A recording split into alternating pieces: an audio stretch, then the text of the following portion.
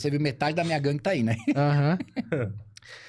Queria comentar mais uma coisa. A gente tava falando sobre situações hipotéticas e tal, mas muitas vezes a gente vê casos reais que se assemelham, né? Dessa questão da ausência do Estado. Eu vou te dar um exemplo de algo recente que aconteceu com pessoas próximas de mim. Meu cunhado, eu comentei, né? Eu tava lá, o Fernando e outras pessoas da minha igreja.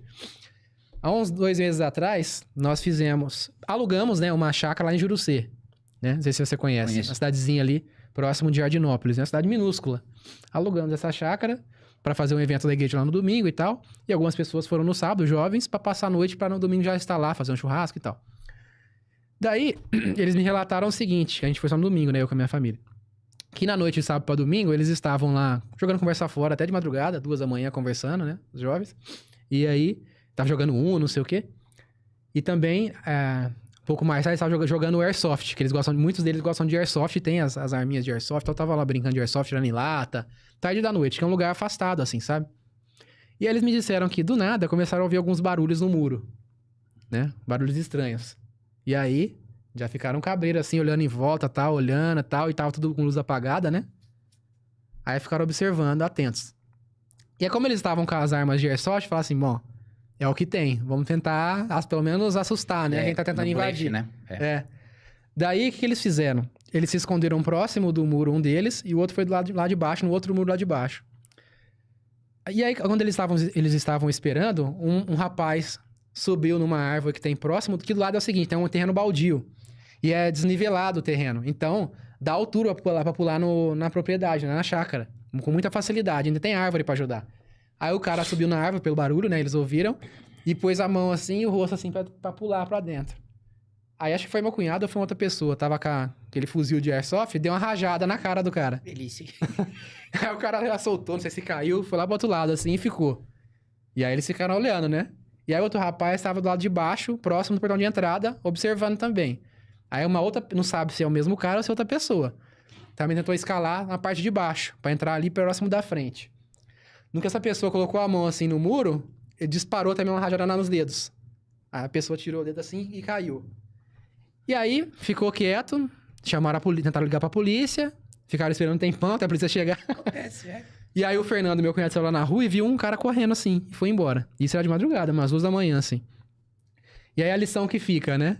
Aliás, só um detalhe a mais. Depois eu comentei isso com um amigo que é de Jardinópolis, e ele me disse o seguinte, que lá em Jurucê isso é muito comum, porque é um distrito de Jardinópolis, e a polícia que atende Jurucê é a polícia de Jardinópolis.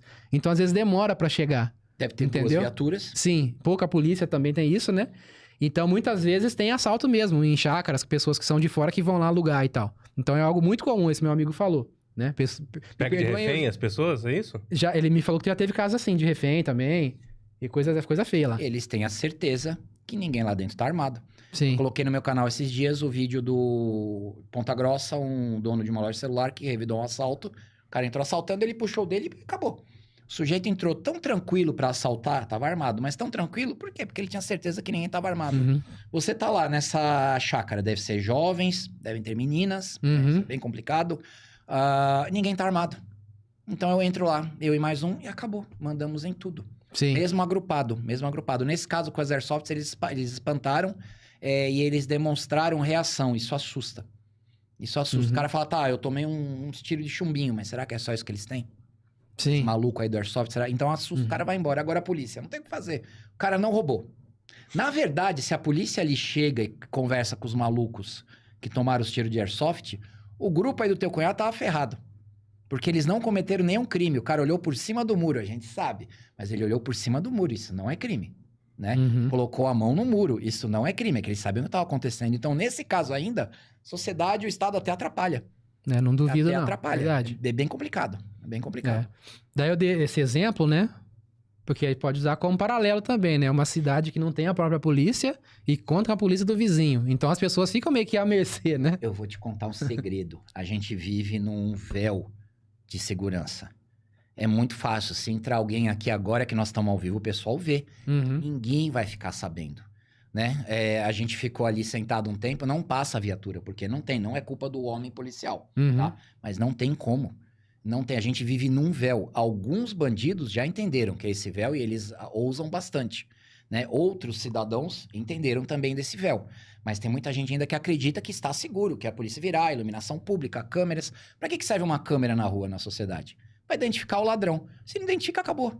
Não impede, não salva, identifica depois. Se não identificou, tá, fica 3 meses na cadeia e volta. Então, assim, a gente tá num véu. O que acontece é que quando tem essas tragédias, como ocorreram no Sul e outras, esse véu é literalmente rasgado. A pessoa fala, puxa, realmente não tem. Eu acho que o Sul só não foi pior em agressões porque as ruas cheias de água impediam uma movimentação rápida. Barco, uma coisa que um youtuber que estava lá, que é amigo, resgatando pessoas, falou. Você tinha 2 tipos de ataques de bandidos. Um que eles chamam de chinelão, que é o cara que vem num bote, às vezes numa caixa d'água remando e rouba o que tá na casa. Entra, pega o que dá. E aí você tinha o que eles já chamavam de piratas. Eram pessoas bem organizadas, com jet skis, com lanchas e com armas. Eles citando que os quartéis do exército lá, que foram inundados, foram saqueados. Então a bandidagem tinha farda. A arma eu não sei se pegaram, né? Mas podia ter, devia ter alguma arma estocada lá. Delegacias foram saqueadas. Tudo foi saqueado. Eles contaram que havia casos de... Chega 2 bombeiros lá com jet ski que ouviram uma menina pedindo socorro numa casa. Chega na casa, são 6 caras armados, o bombeiro fica, me dá o jet ski, vão embora levando jet skis. Então, é esse nível de maldade, de caos, que às vezes as pessoas não entendem que acontece. Não é mais o ladrão de relógio, entende? Os bombeiros que estavam lá para salvar vidas tiveram os jet skis roubados. Esses jet skis vão ser usados para fazer outros assaltos. Porque não é só a casa que tá inundada. Você tem indústrias, você tem lojas. A gente pensa, loja de celular lá do meu tio. Não, você deve ter joalheria.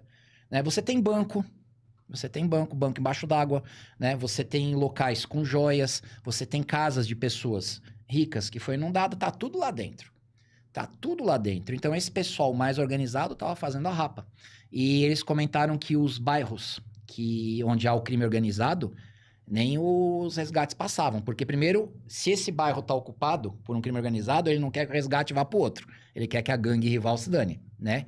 E outra, eles não querem o Estado ali, então eles eram recebidos a tiros. Os conhecidos que eu tenho lá dizem que à noite você ouvir um remo, senta o dedo. Resgate é de dia. Um barco à noite, se não tiver bem iluminado com giroflex, você atira. Vocês conseguem visualizar essa situação?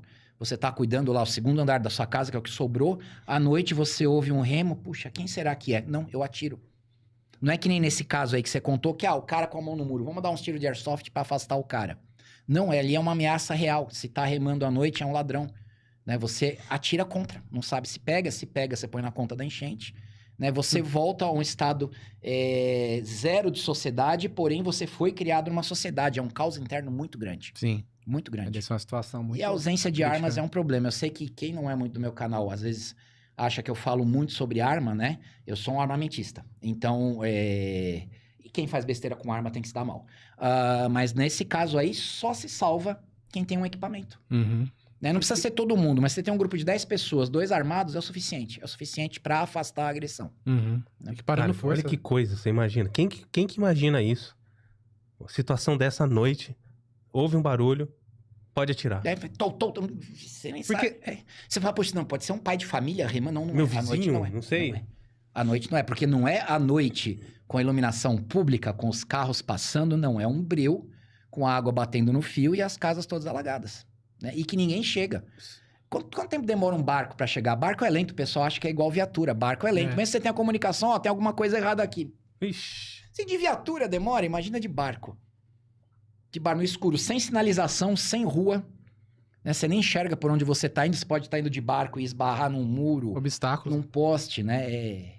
E quem ouve a gente não sabe, não tem esses relatos, acha que isso deve acontecer de vez em quando lá, né? É uma exceção, não é? Lá realmente tá nesse nível, né? A grande mídia... Tá escondendo, na verdade. É porque a verdade é muito complicada. Você entender que a gente tá a isso aqui do caos, que qualquer coisinha que acontece, o Estado não vai funcionar, é muito perigoso, né? O Estado opera de 2 formas. Vamos para parte perigosa agora. Que é na sua total confiança, né? Fique em casa, mantenha a distância de 6 metros. Total confiança, tá? Ou pelo medo. Se você sair de casa, você vai ser preso. Opera nessas 2 formas. né? Ali ele tá operando a gente pela confiança. Não, está tudo bem. São só 100 mortos, vai ficar tudo... As pessoas perderam, mas melhor perder os bens do que a vida, né? Falar isso pra uma senhora de 60 anos que tinha só a casa dela.